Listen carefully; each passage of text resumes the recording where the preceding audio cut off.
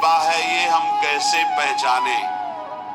ये 8 लक्षण प्रकट होने लगते हैं जिसके ऊपर प्रभु की कृपा होती है।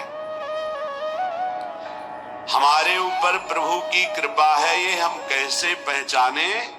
तो ये 8 लक्षण प्रकट होने लगते हैं जिस पर हरिजू की प्रियाजू की कृपा है। पहला, घोर अपराध करने वाले के प्रति भी दया की भावना, शांति पहला लक्षण है। भाव में भी पहले शांत भाव है। हमारे ऊपर श्री हरिजू की कृपा है, इसकी पहचान ये 8 लक्षण।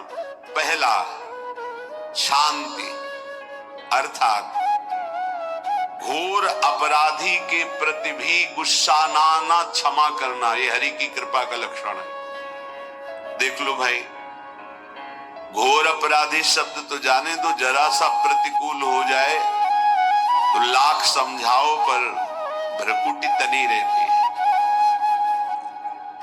भला ऐसा है? अपराधी पर भी क्षमा का भाव होना, ये हरि कृपा पात्र में ही होगा, अन्य में नहीं। अगर अपने हृदय में ऐसा लगे कि ऐसा नहीं है तो हरिजू से प्रार्थना करनी चाहिए कि कृपा करो मेरे में सामर्थ्य आवे।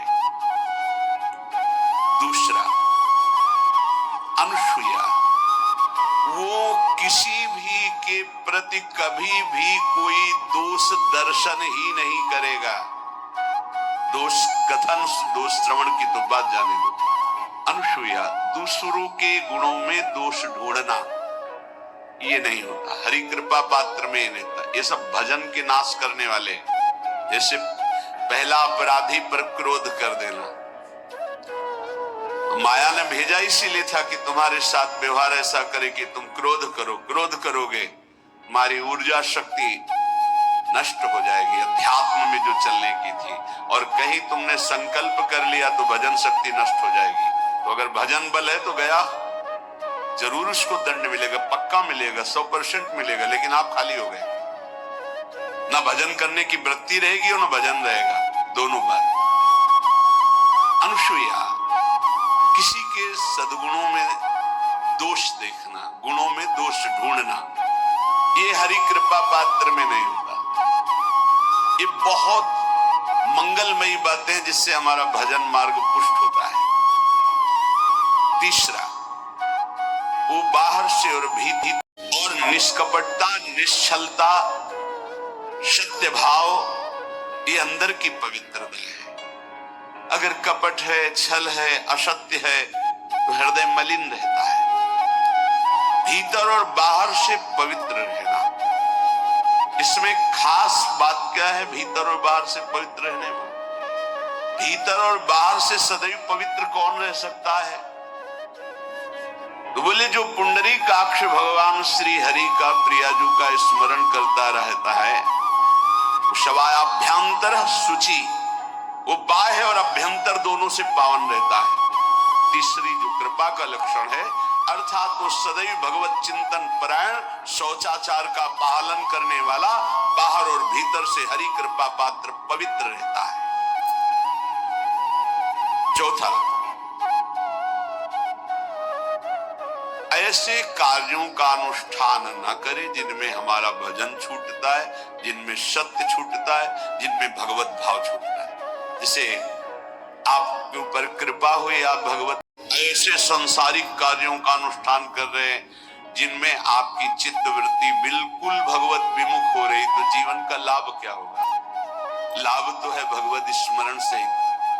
कल एक ने प्रश्न किया कि मैं खाता तो नहीं लेकिन मांस के दुकान में मांस बेचता हूँ, होटल है, क्या उचित है? ये उचित कैसे हो सकता है?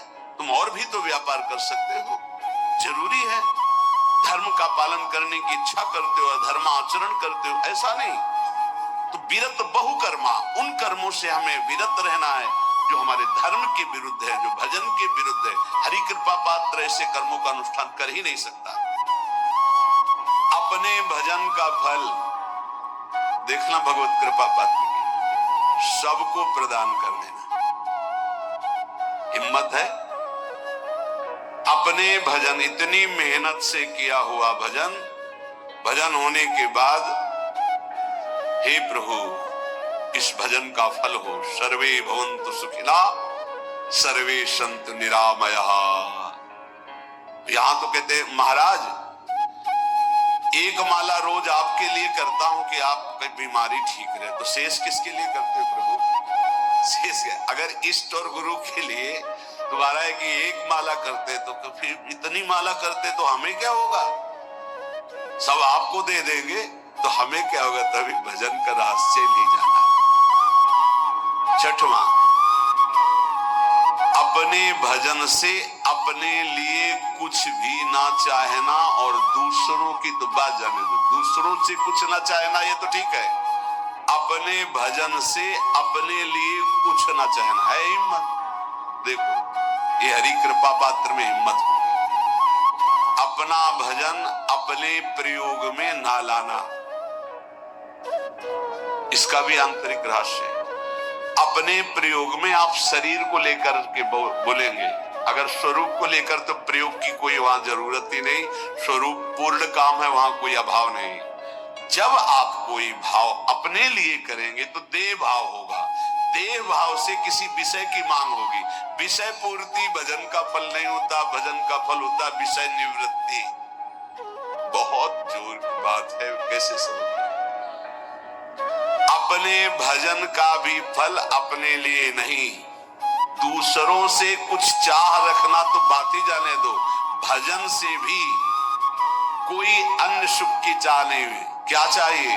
भजन ही बनता रहे, भजन का फल भजन बनता रहे, खूब निरंतर जप करते रहे।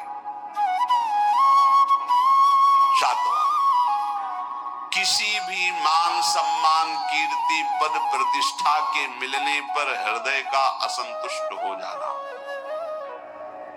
यह हरि कृपा पात्र का लक्षण होता है। प्रणाम नमस्कार जय हो तो हृदय में असंतुष्ट हो जाना चाहिए। कोई किंचन मात्र अभिमान न बचाओ, ये माया की चकाचौंध से बचा लो नाथ। कौन सा अपराध बन गया कि आपकी जय की जगह यहां हमको ऐसा सुनना पड़े। मान प्रतिष्ठा कीर्ति जिसके लिए बड़े बड़े लालायित रहते, हरि कृपा पात्र को विष की तरह चुभती है। और आठवां, किसी भी प्राणी समुदाय से संबंध ना रखते हुए सब पर दया की भावना, सब पर कृपा की भावना, सब पर करुणा मैत्री पर किसी से ममता नहीं। ये सूत्र बहुत व्यवहार में प्रयोग करने योग्य है। सबसे करुणा और मैत्री पर किसी से ममता नहीं। करुणा तो करी भरत जी ने, मैत्री भी की मृग से, पर ममता रहित नहीं रहे। ममता कर ली तो अगला जन्म हिरण का हो गया। ममता नहीं रखी। निर्ममो निरहंकारा, करुणा मैत्री तो करनी है, जैसे इसमें आदेश है, गीता में जी आदेश है अद्वेष्टा सर्वभूतान मैत्रः करुणैव च, पर निर्ममो निरहंकारा, ये साधक की चतुरता है। प्राणी मात्र पर दया कृपा करुणा मैत्री, पर ममता नहीं, ममता किसी से। और यहां करुणा मैत्री ये तो गायब हो गई, केवल ममता रह गई है। अपने शरीर से ममता, शरीर संबंधियों से ममता, विषय भोगों से ममता, यही जहर है। संबंध में ये ममता ही जहर है, विचारों में अहंकार जहर है, कर्मों में ये आसक्ति जहर है। इसी जहर को मिटा दे तो जीवन मुक्त महापुरुष कर्म करते हुए, विषय सेवन करते हुए, वार्ता करते हुए, विचार करते हुए, बिल्कुल जहर रहित उसका जीवन हो गया। तो ये 8 बातें हरि कृपा पात्र में होती, इनको बार बार सुनना, हृदय में धारण करना।